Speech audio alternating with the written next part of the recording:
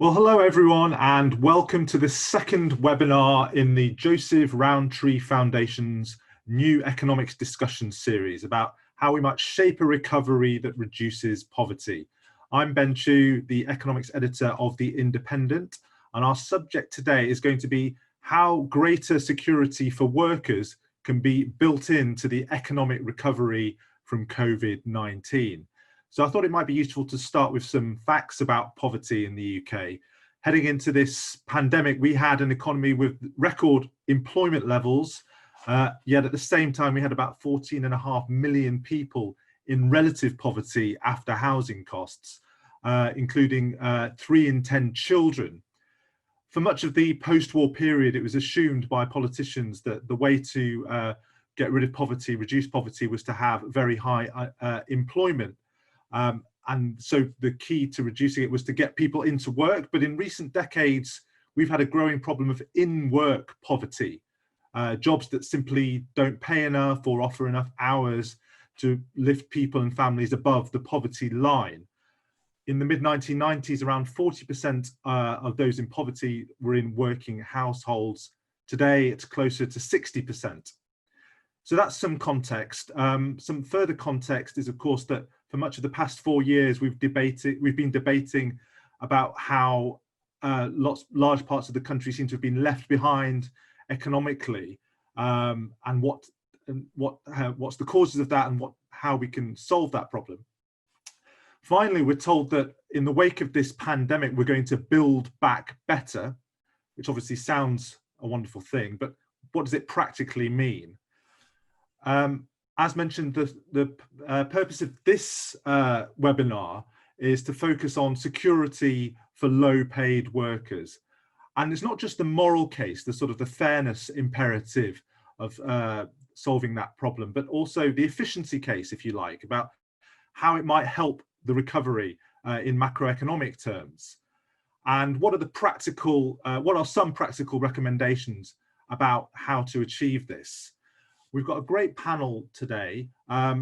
First of all, Rebecca McDonald. She's the senior economist at the Joseph Rowntree Foundation, and her research focuses on making work a reliable route out of poverty. Rebecca used to work for the Centre for Cities and also PwC, and she's co-authored a report on delivering greater security for low-paid workers, which she's going to present today. We also have Gavin Kelly, chair of the Resolution Foundation, previously chief executive as well. Previously to that, he worked in 10 Downing Street as deputy chief of staff. He is also chair of the Living Wage Commission. Finally, we have Martin Sandbu, Financial Times' European economics commentator. He also writes their free lunch weekly newsletter on the global economic policy debate, and he's got a new book out called The Economics of Belonging. So here's the plan for today. Rebecca McDonald is going to present the JRF's latest research for around 10 minutes, and then we're going to hear from first Gavin in response to that, and then from Martin. They're going to take about 5 minutes each, and then we're going to throw it open to questions from participants. So I'm very much looking forward to hearing what everyone has got to say. So would you like to begin, first of all, Rebecca? Thank you very much, Ben, for the introduction, and welcome everyone. I'm just going to share my slides with you now. So there we go. Should all be able to see them. So great. I want to start this morning by taking us back to the labour market as it was when COVID-19 hit. Now, Ben has already done quite a good job of this for me in terms of introducing it, but let me give a few more details. So as Ben said, I would argue that it was quite an interesting time for the labour market back at the beginning of the year. We had, at the same time, record successes, but also persistent weaknesses happening. In terms of success, we had an extremely high employment rate, as Ben mentioned, and we'd also set our highest ever minimum wage. But then in terms of the persistent weaknesses, there was, of course, poor productivity performance, which has been disappointing now for a decade, and also this issue of in-work poverty. So Ben gave a flavour of some of these stats, but let me show you one more chart on this. So this is the share of workers who are living in poverty and how it's changed across the last 2 decades. And as you can see, it has consistently risen. And the latest data that we had when we entered the crisis was that 1 in 8 workers were living in poverty. Now, of course, there are many factors that have influenced this picture of highs and lows. And today we're just focusing on one of those, which is insecurity. So for many workers currently in the UK labour market, insecurity is a key feature of their experience of work. And that's not just a coincidence, it's very much intertwined with this story of the labour market picture. So in this presentation, I'm going to start by explaining what I mean by insecurity and how common it is. Secondly, I'll set out some reasons why we should be concerned. Thirdly, I'll argue that now is a good time for us to talk about this and focus on this issue. And then I'll finish off with some quick reflections on how we can provide more security.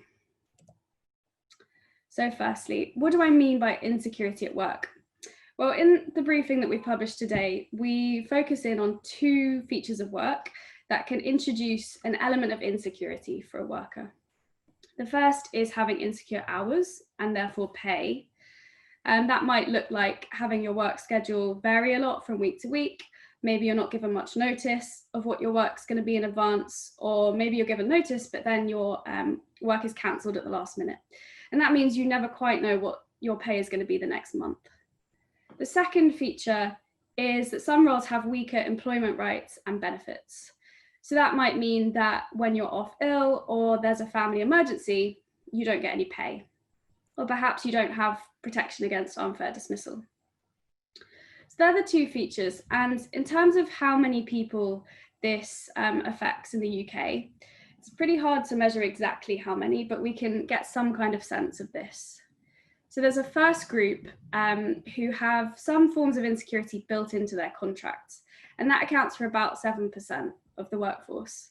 So for example, those on 0 hours contracts who don't have a guaranteed number of hours, or those in seasonal and casual work who don't have as many rights as a permanent employee would. On top of this, some of those who are in self-employment will also be experiencing this insecurity. While many will have built up a strong and stable business, we think that it's most likely that those who are earning and self-employed will be facing insecurity. And then there's this other group of other employees that we can't really measure, but who have security on paper, but not in practice. And that means that in total, we have at least 13% of the workforce likely to be experiencing insecurity, which is a significant chunk. So does this really matter? Should we be concerned about this? And I want to argue that there are particular reasons why we should be concerned, both about the scale of insecurity and the nature of it at the moment. So the first reason is that insecurity tends to be experienced most by workers with the least. And as a result, it is trapping some workers in poverty. We can understand this better with this chart. So this shows how different forms of work are spread across the earnings distribution. We can see that more secure roles are quite evenly distributed by earnings. This is the blue bar in the chart. And we can see that more secure roles are evenly affecting people on the lowest incomes and the highest. But when we look at other forms of work, they're much more bunched towards the left of the chart and towards low earners. So for example, the orange bar shows us that for those on 0 hours contracts, more than half of those are in the bottom 1/5 of earners. Now, these roles are quite common in low wage sectors like hospitality, but there's also a pay penalty associated with many of these roles.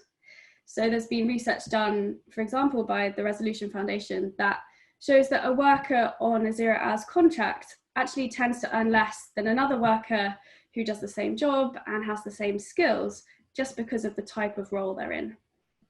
And it's this combination of low pay and insecurity that's the issue. It's obviously hard for anyone to deal with fluctuating incomes, but if you're on low pay and have fewer savings, it's even more difficult. And that's why this is one of the factors that can trap people in poverty. And then the second reason we think there's reason for concern is that this significant number of workers in these roles may be limiting the productivity of the UK economy. And that's for a couple of reasons.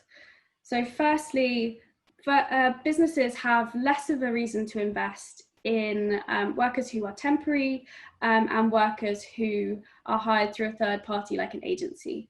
And we see that there's less investment in skills and in training of those workers. It's hard for a business to know if they're going to get back their investment if that worker may not be with them for very long. And secondly, there is some link between employee satisfaction and productivity. And we know that a large chunk of those in less secure work are not happy about that and would much prefer a permanent or stable income. So that may also be feeding through and limiting productivity. Now, for an individual business, it might be okay that they're losing some productivity because maybe the benefits outweigh that in terms of flexibility or in terms of having access to cheaper workers. But when we then scale this up and we look at the aggregate picture, we end up with a significant number of low-paid workers being underinvested in terms of skills and training. And that may well be having a downwards pressure on productivity. I think if we were in a world where the labour market had strong productivity growth, probably wouldn't need to worry about that. But right now we do need to be addressing anything that might be pulling down on productivity. So as a result of those two things, we think there's a strong economic case for providing workers with more security. A labour market where 1 in 8 workers live in poverty is not a strong and a healthy labour market. And actually, by removing one of the barriers that keeps them in poverty, we could allow workers to contribute even more fully to the labour market.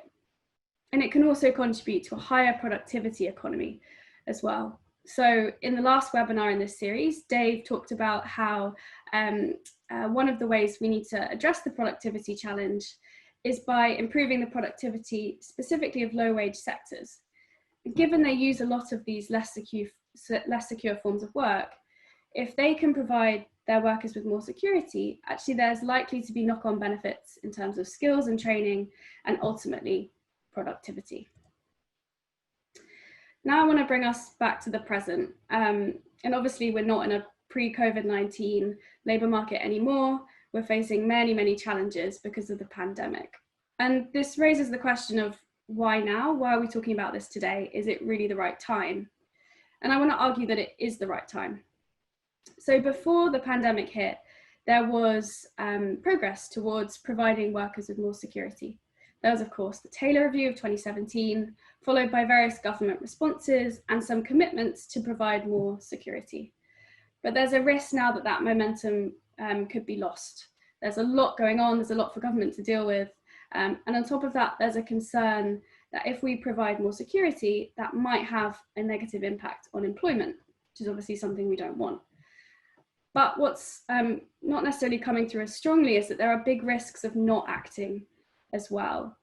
We know that insecure work leads to poverty and can also limit productivity, neither of which are things that we want as part of the economic recovery to come. And also, if we look after the last recession, there was an increase in the use of less secure forms of work and actually became more common for workers to face insecurity.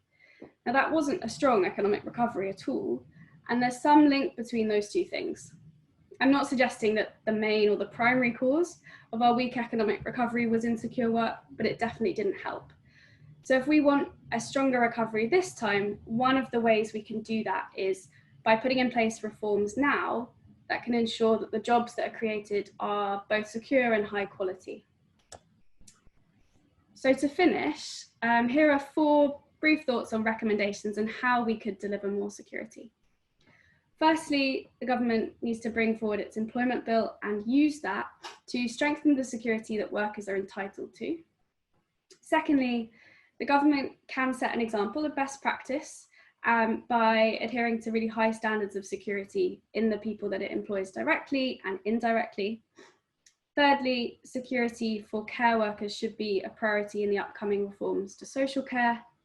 And then finally, the security system does need some improvements in terms of how it works for those with fluctuating incomes. So that's our view on this issue, but of course it's an economic discussion series. So I will hand over, and I look forward to hearing from Gavin and Martin. Thanks. Excellent. Thank you, Rebecca. That's very, very laid it out very nicely. Let's go straight to Gavin and hear your thoughts, please. Thanks, Ben. A big thank you to JRF. It's absolutely brilliant that they are so focused on this issue. And thanks to Rebecca and Alina for the briefing. If you haven't read it, I suggest that you go online and read it after this event. It's very, very informative. And apologies in advance. I'm facing my own IT insecurity this morning. So if I disappear in the middle of this, I will try and come back quickly, but Ben has promised to sing a song if that happens, so you'll be fine. Look, the first thing to say is just to really convey that, and people who've tuned into this probably agree that the UK has a very big, as we've heard, insecurity problem coming into this crisis. I think there are really good reasons for anticipating that problem is going to get worse as we move through the deep recession that we've already entered into. So this is a timely event. This is an issue which needs to be up in neon lights, in my view, in terms of public policy discussion.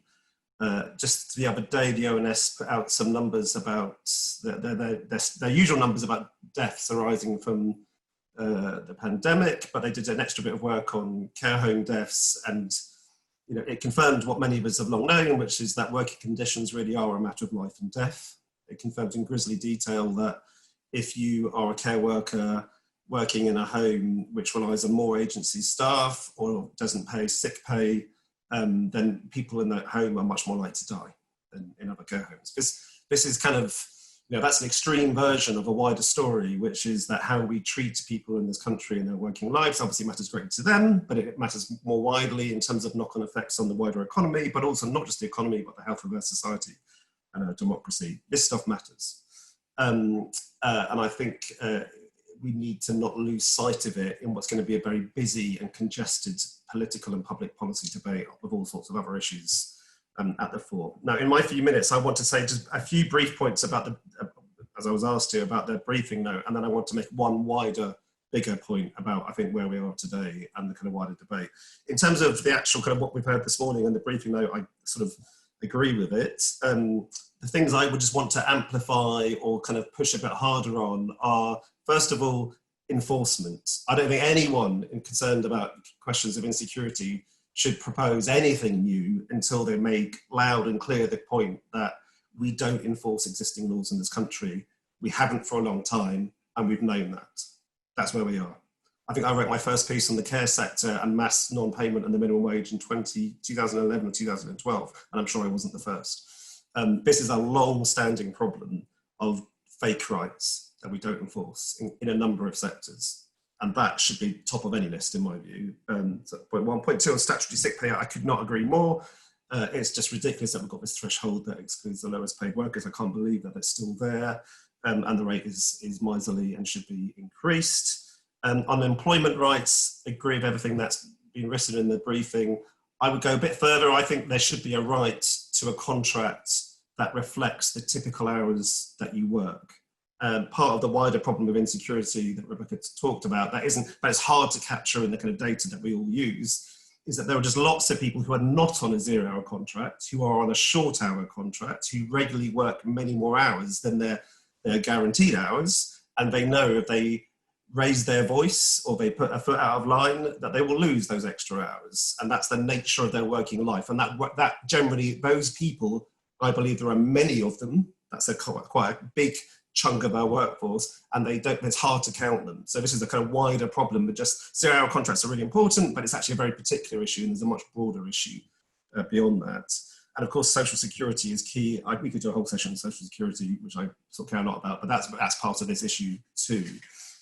So they're the kind of some particular points. The bigger point I want to make, which kind of builds on what Rebecca and indeed Ben were saying in his introduction, is that I think we've undertaken a big experiment in this country over the last 10 years and beyond the last 10 years, it goes back before that, where we have a very flexible labour market. We've seen large-scale decline in trade union membership rates. We have a statutory wage floor, and that statutory wage floor has gone up a lot. So we've got different things going on here, and we've ended up with very high employment rates. And there have been big successes from that. Other countries have looked at our employment rates, and they've looked at what we've done to our wage floor and have seen success there. So we need to recognise that.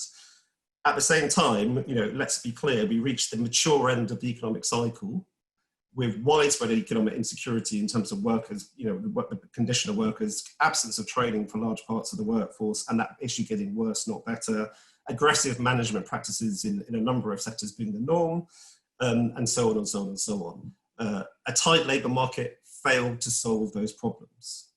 So my point there is I'm a massive believer in full employment being a force for good, but it's a necessary, not sufficient condition for many of the issues that we're talking about today, and we really need to know that. And if you look around the world at other advanced nations, they find different ways of trying to solve, or I don't know if solve is the right word, but trying to address this issue of worker security. Countries make choices based on their histories and based on their politics. If you look at some parts of Northern Europe, Scandinavia, Belgium, Iceland, there are very wide scale, very, very large trade union membership rates, and union bargaining is the norm, including in low-paying sectors. There's widespread collective agreements. That's how they approach some of these issues. There's countries like France, which have got incredibly low trade union membership rates, but they have incredibly strong labour laws which enforce collective agreements across whole sectors on non-unionised labour. That's very different to the British model. That's how they've dealt with the questions of low pay and insecurity in a number of sectors. There's countries like Australia, where the state has long said, in sectors where unions don't really exist, the state will create social institutions with both capital and labour represented on them, who will bargain for labour standards in those sectors. You can be a country like New Zealand, which is kind of borrowing in a way from the Australian model. And New Zealand's Anglo-Saxon, flexible labour market, not that different, and somewhat smaller, obviously, but not that different to the UK story. High minimum wage, very low trade union membership. And the current government has, and in fact is standing on its current manifesto, the current election, on we will create effectively wage boards in low-paying sectors to regulate training, to regulate just above the minimum wage pay levels, and so on, not across the board, but in problem sectors. They're making that choice. Or you can be Britain. And in Britain, we leave people to fend for themselves. We don't have social institutions that play that role. In some sectors, we have trade unions, obviously, in some sectors, but in the key sectors that I'm most worried about, we have very low trade union membership rates. So we don't have social institutions. We do nothing of that sort, and then we moan about insecurity that arises. That's our choice, and we can make different ones. If we continue as we are, broadly speaking, we're going to have the same sorts of problems that we've seen in the past. They're not going to magically solve themselves, and years of high employment growth or high employment rates, I don't think will solve this problem on their own. So we need to do something about it, like other countries have. Now, the interesting thing about Britain, of course, is that we have done things about this in the past. We've never had the perfect solution, but we have, as a country, made solutions. So a very young Winston Churchill, more than a century ago, created the first wage boards. And not so young Ernest Bevin, after the World War II, reinforced them massively. Those wage boards regulated labour standards in non-unionised sectors, particularly sectors with a very large female workforce. They shaped working hours, the regulation of them, and they shaped pay. We chose to do that, and we chose to get rid of them. I don't think we should reinvent those things exactly as they were. The world has changed in so many different ways, but I do think there is a very strong case for a 21st century version of them, no doubt with a funkier name, a slightly different remit. But I think we do need to create social institutions in particular problem sectors where we know there is an issue that is not going to go away, to try and regulate labour standards in a way that we haven't since the early 1990s in this country. Now, none of us suggests that you can magic away all the trade-offs that exist in life. There's always trade-offs in life. So if you create the sorts of institution that I'm talking about, it may be the case that more dignity at work for some people will mean higher prices or lower dividends for other people. There are choices in life, and they are choices that other countries make. We should recognise that. But my basic point is that I think countries sometimes need to undertake institutional innovation if they want to upgrade their jobs model. And this country needs to upgrade its jobs model for quite a few people. We did it 20 years ago with the Low Pay Commission. We did it 100 years ago with the trade boards. And I think it would be a desperate indictment of who we are and our lack of ambition for ourselves if we conclude, after all we've been through in the last few months, that trying to improve the standards of working life in the most problematic sectors is just too much to aim for. I hope that isn't the case. That's my piece. Brilliant, thank you, Gavin. And I'm glad you made the point about international experience as well. We hear a lot about world beating.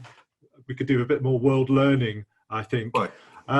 Let's go straight over to Martin and hear his thoughts. Thanks very much, and congratulations on the report. Which I mean, I don't think I can find anything to disagree with. I think it's a great report. It's an important report.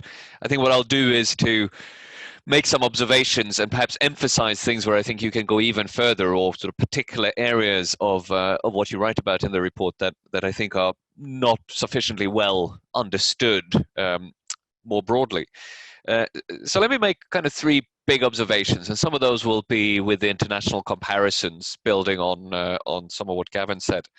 But the first one is about the UK. I mean, the problem of insecurity and erratic and unpredictable working lives and earnings is, I mean, it's even bigger than what you set out. It's methodologically good of you to kind of focus on what you can measure, but we know that the problem is even bigger than those who have formal insecurity built into their contracts. And one fact that kind of sticks in my mind is something that was in a Resolution Foundation report a couple of years ago, about something like 3/4 of Britons in regular jobs, in normal employment, face month-to-month earnings fluctuations, where at least 1 month in a year, their earnings drop month-on-month by 5% or more.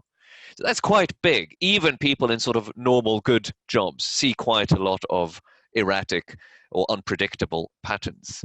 I would also say that we should emphasize that insecurity has a lot of different dimensions, many dimensions. So one thing is that your earnings are unpredictable. That's pretty bad for running a household on a tight budget.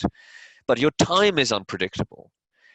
So the fact that you don't know what you'll be doing that day or the next day, if you're in these unpredictable shift patterns, basically robs you of time that you could have used to improve your situation, taking up training, sorting out childcare in a more efficient way, all of these things. So there's all this auxiliary cost to unpredictability because of the time dimension. The second big observation is not just that the problem is even bigger in the UK than what you talk about, but that it's a problem in most countries. So Gavin touched on this. In the UK and in the US, it's a problem that arises from lack of rules, or poor rules and poorly enforced rules. But in much of continental Europe, where you have famously very rigid, protective labor markets, you actually have created the same situation on the margins by having maybe too much or inappropriate rules. So you have, in France, there's a sort of 80-20 rule of thumb. About 80% of the population are in permanent, secure, very well protected contracts, whereas 20% of the population go without permanent contracts, go from one short-term contract to another. And across Southern Europe, where you have these dual labor markets, you've seen that a lot of the new jobs in the recovery have been very, very short-term, down to 1 week long contracts, for example. So you're in this constant insecurity of whether your job continues. So this is not just a Anglo-Saxon economics problem, but a failure much more broadly. But then, as Gavin also said, different countries have different institutional frameworks and make different policy decisions. And the Nordics, and this is my third big observation, they seem to have cracked this quite a lot better. You seem to have a good combination of predictability and security, and efficient, productive labor markets and solid wages. And what you see in the Nordic experience illustrates a point you make in the report that I think is really, really important for everyone to understand, that better security and better wage conditions, pay conditions in the private labor market can actually be a prompt to greater productivity growth. So the way it seems to have worked in the Nordics is through their wage bargaining system, wages at the bottom and work conditions at the bottom have been pretty good. And that makes it unviable for companies to try to rely on very low productive, low wage labor. So you just don't have the lowest wage jobs in the Nordics. Now, that has some implications. It means that if you want to shift in that direction, you have to be willing to accept that a lot of the jobs that exist in the UK now will go. Other jobs will have to take their place, and that needs policy support. But there will be a transition, right? And the way you see it in the Nordics is that you have a high take-up of new technology in businesses. Some businesses go out of business if they don't, stick with technological upgrading. But at the same time, workers are willing to go with the grain of technological upgrades, greater productivity, more automation, because they have this kind of confidence that there will be a place for them. So you get this combination of job predictability, high wages, and efficient and productive labor markets. I use the word predictability rather than security because another thing that isn't well known about the Nordics is that they are also very flexible.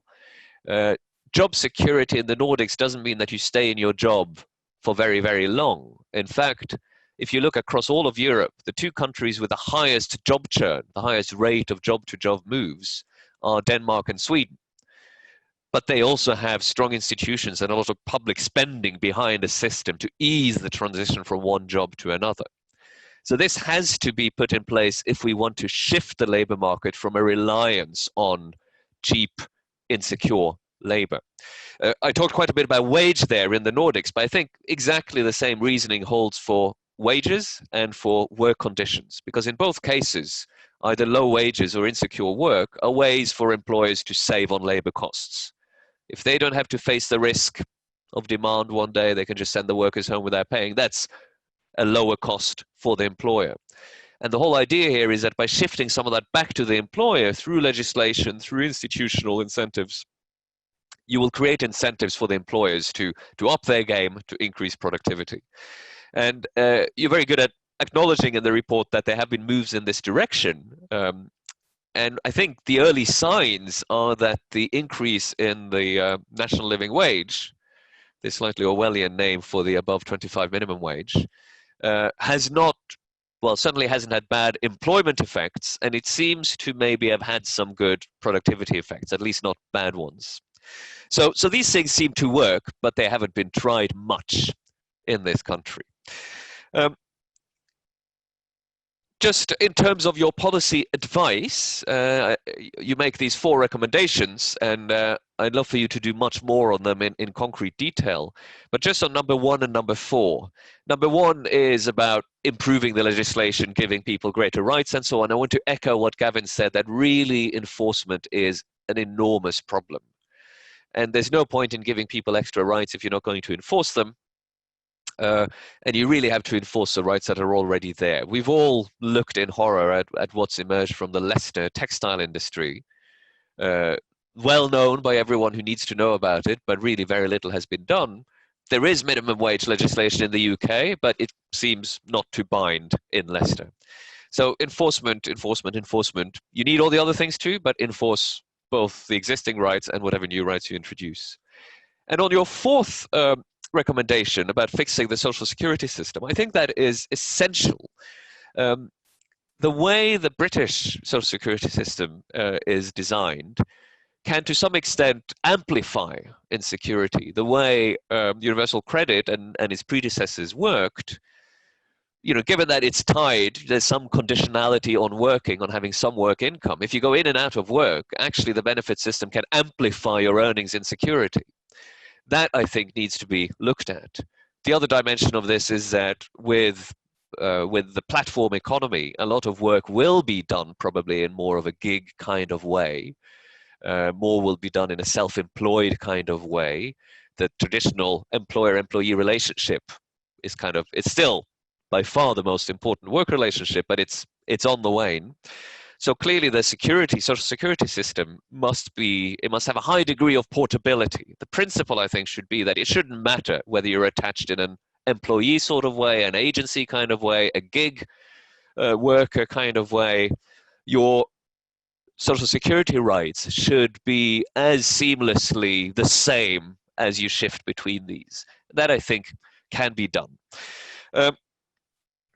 All of this to conclude, means that to really make a difference here, I think policy analysts like yourselves, politicians, the general public need to accept that if you buy the analysis, and you need to accept that any remedy actually involves quite big changes. You'll only fix this by making some very big changes. So you need to be willing to embrace some degree of radicalism and fundamental change, fundamental reform. And secondly, you need to accept, at least in a transitionary period, higher public costs of this. You make some very good recommendations for using, both implementing these things in the public sector and using the public sector supply chain to change private sector behavior. But some of that will come with higher costs. Part of it will just be higher wage costs. And so there needs to be an admission and a willingness to say that actually we need to put that money into it.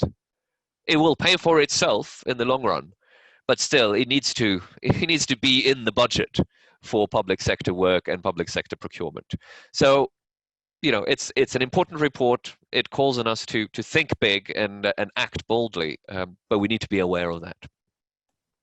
Brilliant. Well, thank you so much, Martin. I particularly like your point that flexibility and security do not have to be opposed to each other. I think that's a very important thing to aim for and to take on board. But we are in danger, I fear, of agreeing slightly too much with each other. So I want to throw in something to you guys that may elicit more disagreement, and that's the minimum wage rises and the national living wage, as it is called. Obviously, we went ahead, the UK government went ahead with the increase in April. This was despite people like Resolution Foundation and the Institute of Fiscal Studies recommending a pause because of the huge uncertainty and pressures on employers as a result of the coronavirus crisis. That's not going to be the end of it. The government wants to take the minimum wage up to 66% of median earnings by 2024. So my question is, first of all, maybe to you, Rebecca, what's your view on that trajectory? If you were advising government, would you advise them to plough on, increase the minimum wage with the hope, well, the expectation that this will increase living standards and help reduce poverty, or should we sort of have a watching brief on it and perhaps be less ambitious? Good question. I would recommend that we carried on with the plan in terms of raising it further. I think, given that the current rises that have happened have been monitored and have found, as Martin said, to not have had, as far as we can see, a negative employment effect, I think we should kind of cautiously proceed. But I would advise that obviously we continue with the way we've been doing it so far in terms of monitoring it and thinking very carefully about the effects and doing lots of analysis at the same time. I think it has the potential to have a really good effect in terms of helping people who live in poverty. But I also, as you know, would say it's not enough on its own, and we don't want to focus too much on that one side of it at the risk of ignoring the quality question that we're talking about today. Yeah, and maybe I can ask you, Gavin. I mean, the Resolution Foundation recommended a pause. Did you agree with that call? Yeah, I think in your question, Ben, there were two questions really. One was, you said in terms of the ambition of 60 and actually going up to 2/3% of median wages, is that right given where we are now? And then you sort of said, do we need to look at the current crisis and sort of take a view? And I think there's two different points. I think the ambition is completely right. And I chair the Living Wage Commission. I want as many people as possible to get paid the real living wage, which is a lot higher than the legal wage floor. And if we get towards 66%, I mean, who knows, but that's going to close the gap. Good thing. And we came up with a proposal of setting the target for 60%. So I'm 100% behind that. And I don't think we should, it would be incredibly short-termist to sort of say, because of the current deep crisis, we throw away that ambition and we kind of water down our commitment to it. I think it would be completely wrong. That's point one. Point two is, if we have 4 million unemployed people in this country in December, the idea that that has no bearing whatsoever on the decisions you make, I'm afraid is sort of not the world we're currently living in. Now, that doesn't mean, I don't know exactly what decisions should be, but if we have unemployment of that sort of scale in this country in the autumn, that is a massive deal. And unless you're my age or older, you haven't kind of lived through something even vaguely approximating that. And actually the last crisis, I think, is a really bad proxy for what that will feel like, because the 2008, which I remember all too well, had lots of issues, but unemployment of 3-4 million was not one of them. And that gave rise to what we're talking about today, which is more insecure work rather than mass unemployment. And that's a different set of issues. So that will be relevant, and it will weigh on policymakers. I would very firmly say it should not water down the commitment to where we need to get to of a higher wage floor. We haven't seen, I remember having arguments in 2014 when people said that we were nuts at Resolution Foundation for saying we should have a 60% of typical wage floor. Lots of economists, lots of reputable media outlets said, you must be mad, this is going to risk all sorts of terrible things. Have you not seen what happens in other countries? And actually, the evidence didn't back that up. And I think, we've been borne out by that. Yeah. But that doesn't mean to say that if you have 4 million unemployed, that's not a factor. Yeah. I'm very keen to get to the questions from the audience, but I've just got one more quick one, because I was really interested in the point you were making, Rebecca, about productivity and how action on these fronts can help productivity. I'm just wondering, again, in the spirit of trying to sort of challenge a bit, is productivity the right metric for all sectors? I'm thinking of care industry. If we tell care workers we want them to increase their productivity, doesn't that mean lower standards of care given to people if they're going through 10 old people a day rather than 5? Shouldn't we think a little bit more sectorally when it comes to productivity? Maybe I can ask Martin his thoughts on that first of all. Sorry, do you want me to go before Rebecca? Was that? Yeah, if you go first, Martin.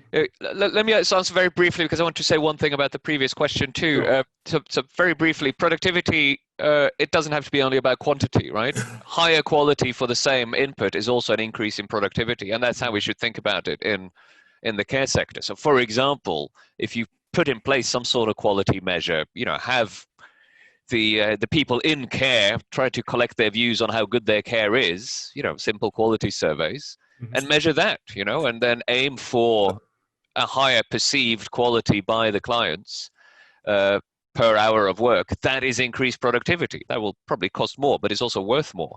On the previous question, I agree with Gavin that it obviously makes a difference to how we think if there are 4 million unemployed, but the way I would take it is that that's a reason to double down and accelerate the sort of reform. So I would push the minimum wage even higher, even faster. And the reason is something I mentioned earlier on, that if we really mean what we say about a more secure and better labor market, that's a big transition, which will shift a lot of people from the jobs they've tended to have to whatever jobs we hope that they will have.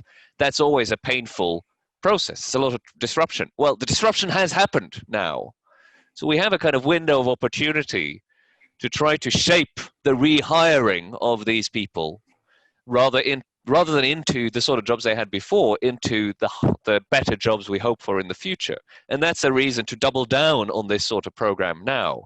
Now, I say that partly because I'm more skeptical than maybe Gavin is about whether a higher minimum wage would be an obstacle to the incentive to hire. I don't particularly think so. But even if you think that, there are other policies you can have to compensate. So I would cut labor taxes rather than hold back on minimum wage increases, at least temporarily, to make it easier to make these reallocations from some jobs to others. And of course, you need to keep high demand stimulus from the public budgets. You need low interest rates from the central bank. You need deficit spending to go on for some time. These are kind of plain recipes, but there's often, unfortunately, a sort of political resistance to it. Okay, I'm very conscious of time, so if that's okay, I'm going to go straight to some questions from the participants. We've got one from Dr. Diane Gomery, and she asks, at the extreme, is this insecurity, work and housing, a means of disarming our young people? Young people are busy juggling these issues and have little time to harness their political energies. Rebecca, is there any reason to believe that this is sort of intentional, or is this just the way, have young people just got the rough end of the stick, if you like, because that's the way it's worked out? Don't know if I'd necessarily say it was intentional, but I do agree that it could be having a significant impact on young people. And I think specifically thinking about the point that Martin made earlier in terms of a time cost, you know, if you are a young person and you are in one or two of these more insecure jobs, then it's going to be very difficult for you to put time and energy and money into training and into developing your skills, which is something that at the beginning of your career is even more important, arguably, than later on. So I think that it will be having a cost in terms of young people and then their future plans in terms of progression and productivity. Yes. Okay. We've had a question from Dan Howard, and he asks, the living hours standard is mentioned in the briefing as a benchmark that government can adopt as a standard of best practice. What role do responsible employers play in tackling insecure work as they have on the real living wage? I wonder, Gavin, if you can, if you were talking to private employers as a group, what would you say the most important things they need to do from their end? Yeah. I think, I mean, it's a really good question, and just the wider point there is that I think we've got further to go on raising the wage floor, but we've made progress, right? As a country, there's no two ways about it. We've made significant progress. We've got a lot further to go. We haven't made the same progress in other aspects of working life. So we've squeezed, if you like, we've pushed the wage floor up, and we haven't done anything to regulate working hours in the same sort of way. And that means that the risk, rather than shifts, if you like, in the production function, if you like, as Martin was talking about, it means that many employers have just said, okay, well, we'll have to accommodate the higher wage floor by shifting more hours risk, if you like, onto the workforce. And the best employers who are looking in the round genuinely at how they offer, you know, it's always difficult, but how they offer the best package, if you like, of being a decent employer to their workforce, recognise that. And so they are, you know, I tell the story of IKEA, who, you know, have had issues in the past, but have also, like, they pay the real living wage in a very, very competitive sector. And they saw that in the UK, not in other countries, but in the UK, the business model meant that they had radical insecurity in terms of working hours for a large chunk of their workforce. And they moved in the UK context towards what is normal for them, business practice wise, in other North European countries, of giving predictability about schedules. So you normally get, I think it's 4 weeks notice, and then you get compensation if you get less than a week's shift in your shifts, basically. And that was really hard for them, but they did it, and they did it here because they could do it elsewhere, and they learned from their own experience as a business in other countries. And I think that tells a story about a willingness to think through at senior level, at board level, but also do the hard work of changing how your middle management works, how you think about job tasks, and how you think about scheduling for your workforce. And that is what the good employers are doing, which is why the Living Wage campaign have realised that they need to kind of broaden out just from hours into this wider issue of working hours. And I think that's crucial, and I think there's a lot further to go. But I do think it will need more than just enlightened employers, even though we have some. And it's going to need some institutional apparatus to make that the reality for workers who don't work for an enlightened employer. Yes, absolutely. We've got a question here, which I'm going to put to Martin. It's from Ruth Lister, and she noted that you talked about the need for radical thinking. Do you agree, Martin, that there's growing support for some kind of basic income floor? Is that a good thing? Not necessarily a full-blown basic income. Could that be an effective way of reducing economic insecurity? Your thoughts on that? Well, I'm very much in favor of a universal basic income and a full-blown, a real universal basic income, not necessarily very high, but an unconditional one. And it has to do with some of the issues we've talked about, partly how the existing benefit system, where benefits are to some extent tied to work, amplify unpredictability, and partly because of what Gavin just talked about. It takes some hard work for employers to improve the workplace, to make it more productive, so that there can be less risk and more wages given to employees. And one thing a UBI would do is to allow employees to, in effect, punish employers that don't do their part of the job. It allows you to leave, right? We talked about the time cost. A big problem for people in insecure work is that they're in a really bad situation with a bad employer, but they can't leave because they just don't have the wherewithal to take, let's say, 2 weeks off to look for a new job or to retrain themselves. So I think a basic income reform is important because of the empowerment it gives. It allows people in their everyday work situation to say no to either a particular request or to the job as a whole, and try to look for something better.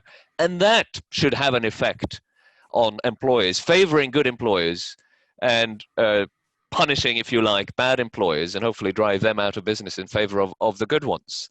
So it's one way of actually supporting the employers who want to do the right thing. That's very interesting. The outside option is not an element of it which is usually talked about, but it's very, very important as a feature of it. Thank you, Martin. Let me bring in Rebecca here. I mean, what does the JRF think about universal basic income? Yeah, I think it's a really good question, a good one to raise. I think in terms of the JRF view, we're obviously going to be driven most by what's an effective way to solve poverty. So I think we come at it from a slightly different angle. And I think I'm yet to be convinced that the benefits of the UBI system versus an improvement on our current system would make it worth such a massive upheaval in terms of the system. So I think in order to get the UBI to a level where it would then provide enough security to lower poverty rates in that way, it would be so expensive that so far the evidence has, I think, shown that it's probably not feasible. So I think there's some convincing to be done, but I do think we should continue to think about this and monitor the evidence and new thinking on this issue. We've had a question from Priyanka Patel, and she raises the question of what should be the priorities for enforcement, and both Gavin and Martin have talked about that. I mean, we've obviously heard a lot about and focused on the Leicester situation, rightly so. But Gavin, maybe I can ask you, is what more broadly, what sort of sectors should we be looking at to see greater enforcement? Yeah, so there's a kind of sector issue, and then there's a sort of almost philosophical issue. The sector issue is we know care has terrible problems, non-payment of the minimum wage, as well as just kind of really bad employment practice. And we've all got our stories to tell. I know people who, like lots of people who, you get fired by text, you get pay kind of changes to your, well, A, it's really hard to work out what you're actually being paid on any given day. It's so opaque, the pay system, and B, your pay rates have changed with no notice and so on. So it's just kind of terrible treatment, I think, of workers in care. But I think it's garment, I think cleaning, we know there's a widespread problem. So I think there's kind of sectors that we are well known that there are issues. I think a broader issue with enforcement is that in this country, and actually the minimum wage is slightly different to this point, but in most aspects of labour standards, we basically rely on the worker. So the low paid, insecure worker is the primary agent of enforcement. They have to bring cases. And that's incredibly difficult. And we have a really bad system of precedent, i.e. if a worker manages to bring a case, goes through that rigmarole and runs that risk and wins, then often that victory does not automatically get spread in terms of a precedent to other employers. It is the system really is stacked against the worker in that sense. So I would want a much more proactive approach, whereby we have agencies who see it as their job to proactively do the policing and ensure that labour standards are being fulfilled, rather than relying on the people who are least well equipped to bring the cases. So I would want an active policing system rather than a passive one, I suppose, is the broad point. Now we're supposed to have that in relation to the minimum wage, because HMRC are there to police it. And I think that, for lots of different reasons, I don't think they have done the job they should do. Martin, we've had another question which is related to this, really. It's from Rhiannon Byers, and she says, how does the UK's and other countries' shadow economy factor into the concept of insecurity we're discussing today? There is a question about immigrant communities being, we saw that in Leicester, and the suggestion that it's harder to enforce and reach and get them also to raise issues. Does the fact that migrant communities are sometimes the most exploited of working groups in a country, how do you deal with that issue? How do you get round that problem?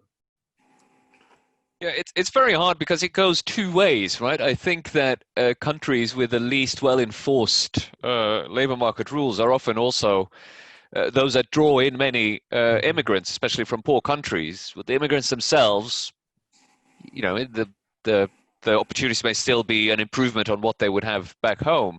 But for employers, if they know that they won't be caught, it makes sense to go out and hire, you know, Bulgarian fruit pickers or whatever. Partly because you know that they are less well equipped to protest. But then, of course, you structure the market in such a way that you have this large shadow sector, and that starts being the reality for less empowered, more marginalized native workers as well. I mean, following up on what Gavin said, part of what you need is just to spend the money on the enforcement regime. So in the UK, there is the wonderfully named Gang Masters and Labour Abuse Authority that, as I understand it, has its budget severely cut over the last 10 years. So they've basically had to ration inspections a lot. But if you have a well-resourced authority with the power to do unannounced inspections, there's probably a lot you can do. I mean, it's kind of obvious where the abuse will take place. You just need to have the people to go in and check, and you will find a lot of it. So, you know, if you had a proper inspection regime, that would probably act partly as a deterrent. Now, it's not only, you know, I don't think we should focus too much on the migrant community aspect of this. Clearly, that's a big part of where this abuse takes place, but not only. And so it's not just a problem about them, as it were. It's a problem in the structure of the labor market that often draws in vulnerable immigrants because they're the ones you can most easily abuse. It really goes in both ways. Yes. Yeah, I mean, we've got a question here from Lucy Robinson, which is, again, slightly related. She says, do you have demographical data linked to ethnicity and gender too? Rebecca, I mean, I think that's in response to your findings. And I suppose the broader question related to that is, do we need to think about poverty more on those kind of lines of thinking about ethnicity and gender rather than just a problem of poverty? Is that a fruitful way of approaching it? Or what are your thoughts on that? I think it's a really important point of the conversation, and definitely something that we at JRF bear in mind when we are analysing poverty, because the groups who are affected by certain issues obviously then determines how you design policy to effectively tackle those issues. In terms of this briefing, the breakdown by demographics isn't something that we've gone into, but I do know from some background analysis we were doing that there is a story there in some ways. So for example, as a story in terms of ethnicity, so it seems that workers from BAME groups are more likely to be in insecure type roles. In terms of gender, women are more likely to be in the 7% insecure roles that I talked about first, but men are much more likely to be in self-employment. So it may be that the elements of insecurity that are experienced may differ on average depending on gender, but there's much more to explore in that, and I'm sure others have done more digging in terms of the story there. Yeah, and maybe I can throw that to you, Martin. I mean, is that something that you think is important to divide, you know, look at poverty in a sort of granular way rather than just looking at it from a top-down level?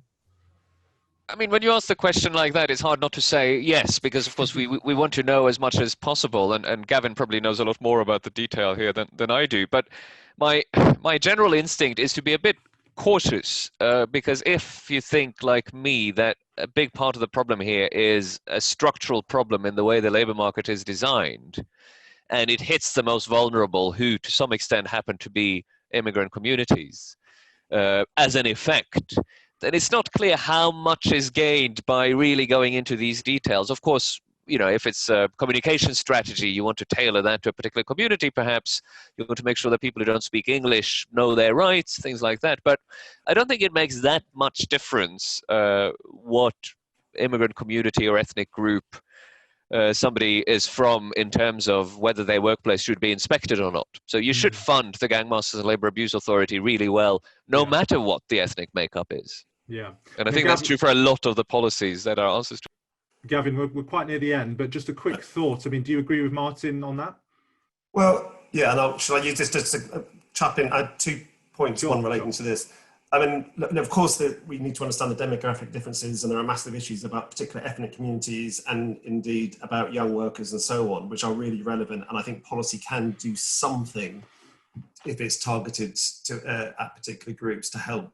But I suppose the other point I want to make is it kind of runs the other way, which is there's a risk sometimes we lose the bigger picture, which is that in this country we have, and I think Martin was hinting at this, we have, poverty is not something which happens somewhere else to other people. Poverty is widely distributed, more so than we often think. But the bottom half of the working population of this country sees a huge amount of churn in and out of poverty over time. So it's not just that there's kind of 5% of people over there, as is sometimes talked about, that some people kind of other. There is a large-scale problem of churning in and out of poverty, which affects millions and millions of people. And I think we need our systems, social security system, systems of labour standards and so on to reflect that. This is a big issue affecting many millions of people, and even if it's not affecting you and your family this year, it might be in 2 years or 5 years. So I think that's the kind of frame I would have, which doesn't mean to say we shouldn't think really hard about particular groups who face more extreme risks. I think we need to do both.